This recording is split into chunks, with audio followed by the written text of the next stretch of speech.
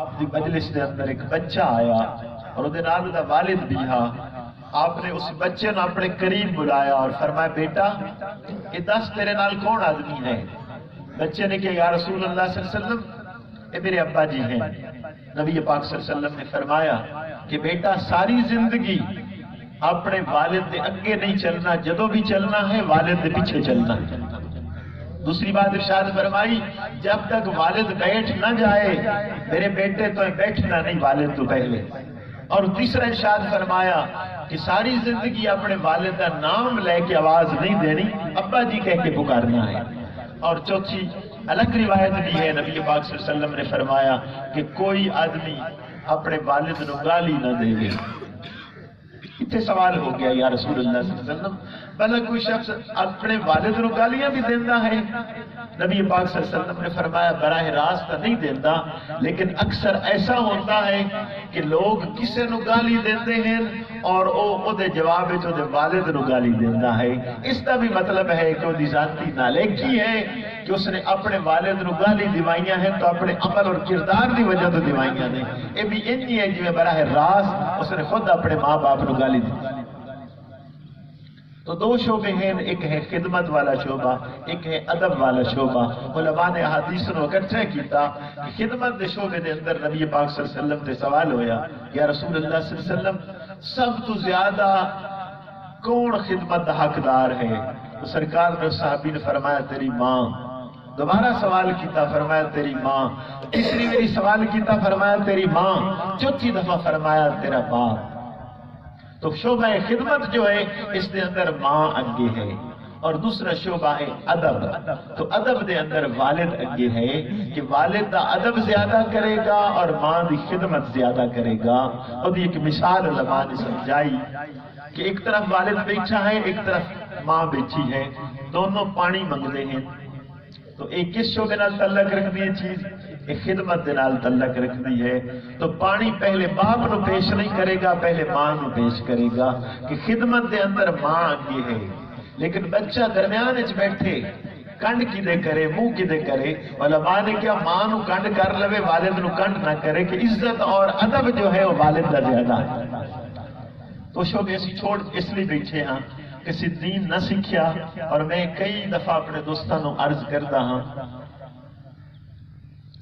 میرا تجربہ ہے، میں بھی ملازمت کرتا رہا ہاں. تو اسی جدو افیسر حضرات دے کول بیٹھتے رہے ہاں تو یہ انتہائی دکھ والی بات ہوتی ہے. دو طبقے ساڈے جڑے اعلیٰ طبقے شمار ہوندے نے، یا جڑے افسر حضرات نے یہ جناب گزٹڈ افیسر ہے، یا جڑے مالدار صاحب ثروت لوگ نے. اور اکثر انہاں دے حال ہے کہ والد فوت ہو جانا، ماں فوت ہو جانا، جنازہ نہیں پڑھا سکنا.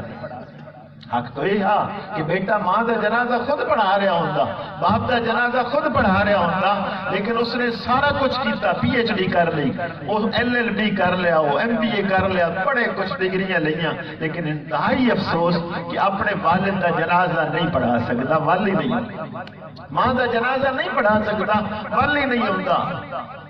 حتیٰ کہ کئی ایسے بھی بدبخت ہوئے جنہیں جنازے دی دعا تک نہ یاد کیتیاں کہ ماں فوت ہو گئی، بچہ کھڑا ہے پیچھے ہاتھ بن کے پڑھتا کچھ نہیں پیا، انہوں دعا کرنے دا والی نہیں ہوتا. ساری زندگی جھوٹ فراڈ دھوکے سکھے ایک جنازے دی دعا نہیں سکھ سکتے. اور دوسرا وہ طبقہ ہے کہ والد دنیا تو چلا گیا، ایک مربع بیٹے دے کھاتے وراثت چوں آ رہا ہے، بیٹا والد دی وراثت چوں مربع زمین حاصل کر کے بیٹھا ہے، لیکن اتنی ہمت نہ ہو سکی کہ والد کا جنازہ بیٹا پڑھا سکے. اور جنازہ پڑھانا تو بہت بڑی دور دی بات تھا کہ جنازہ پڑھ سکتا ہوتا، ایسا بھی نہ ہو سکیا کہ پیچھے کھڑا ہے لیکن صرف انہیں ہے چپ کر کے کھڑا ہے، خبر ہی نہیں ہے کہ جنازے دا طریقہ کار کی ہے. یہ ساری بدبختی دی علامت ہے. کیوں کہ مال و جاہ، عزت و شہرت، یہ جتنی چیزاں نے ساریاں تو عارضی ہیں. والدین کا حق کی ادا کیتا. کیا تعلیم یا دولت ماں باپ نے جو دیتی ہے اس کا یہی اجر اولاد دے رہی ہے کہ ماں باپ فوت ہو جان تو بیٹا جنازہ بھی نہ پڑھ سکے؟ کیا والدین کا اطاعت گزار ہے یا فرما بردار ہے یا نافرمان ہے کہ جس بیٹے نو ماں اور باپ کا جنازہ نہ پڑھانا ہوتا ہے نہ پڑھنا ہوتا ہے؟ آخری بات، رحمت کائنات صلی اللہ علیہ وسلم نے ارشاد فرمایا کہ لوگوں اپنے والد کی عزت کرو، ادا اللہ اجر و ثواب آخرت تو جو دے گا سو دے گا، دنیا کے اندر اس لیے عزت ہے کہ بیٹا تہاڈی عزت کرے گا، تسی دادے دی عزت کرو پوتا بھی تہاڈی عزت کرے گا۔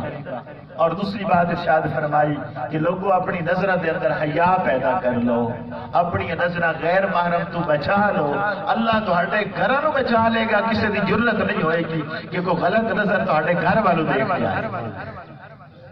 اے نبی پاک صلی اللہ علیہ وسلم دی تعلیم ہے، وہ تعلیم اج اسی چھوڑ بیٹھے ہاں، اور اسی اتنا ہی کی کر سکتے ہاں بھی لوگ ہوندے ہیں بس وہ ویکھ کے ہاتھ کھڑے کر دینے ہاں، حالانکہ سب تو خوبصورت جائیداد وہ کی ہاں اور ایک سہل اولاد ہاں۔